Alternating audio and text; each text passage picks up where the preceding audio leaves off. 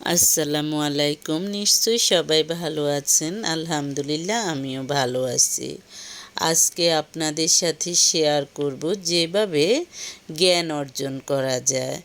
আমরা অনেকেই জানি অমুক জ্ঞানী তমুক জ্ঞানী, আসলে জ্ঞান অর্জন কী বা কীভাবে জ্ঞান অর্জন করা যায় আজকে সেটা বলবো। জ্ঞান অর্জন প্রত্যেক বিশ্বাসী নর নারীর জন্য ফরজ। জ্ঞানী তারাই যারা জ্ঞান অনুসারে কাজ করে।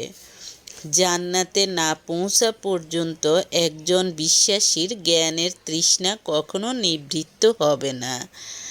জ্ঞান সবার হারানো ধন, যেখানে পাওয়া যায় সেখান থেকে কুড়িয়ে নেওয়া উত্তম। রাতে 1 ঘন্টা জ্ঞান চর্চা বা ধ্যান সারা রাত ইবাদতের চেয়ে উত্তম। জ্ঞান অর্জন ও জ্ঞান বিতরণে যার জীবন উৎসর্গিত সে শহীদ, সে অমর। জ্ঞান অর্জন করো ও জ্ঞান বিতরণ করো, এটাই সর্বোত্তম কাজ। জ্ঞান দান করো যোগ্যতা বিবেচনা করে। অপাত্রে জ্ঞান দান করা শূকরের গলায় মুক্তোর মালা পরানোর সমতুল্য।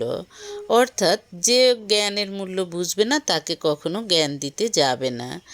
যে ব্যক্তি জ্ঞান অর্জনের জন্যে ঘর থেকে বের হয় সে ঘরে না ফেরা পর্যন্ত আল্লাহর পথে থাকে। শুধু জ্ঞান আহরণ বা বিতরণের উদ্দেশ্যে কেউ যদি সকালে ঘর থেকে বের হয় তবে সে একবার হজ সম্পাদনের সমান পুরস্কার লাভ করবে। যে জ্ঞান মানুষের কোনো উপকারে আসে না তা অর্থহীন। কোনো বিষয় যদি জানা না থাকে তবে সে জানে তাকে জিজ্ঞেস করো। সত্য জ্ঞান, তুমি যা জানো তা অন্যকে বলা বা জানানো তোমার কর্তব্য।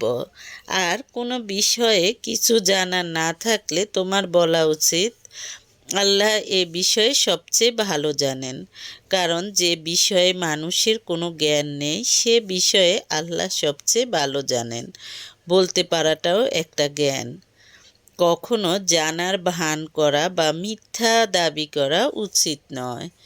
যে ব্যক্তি সত্য জ্ঞানের পথে বিচরণ করে আল্লাহ তার জন্য জান্নাতের পথ সহজ করে দেন।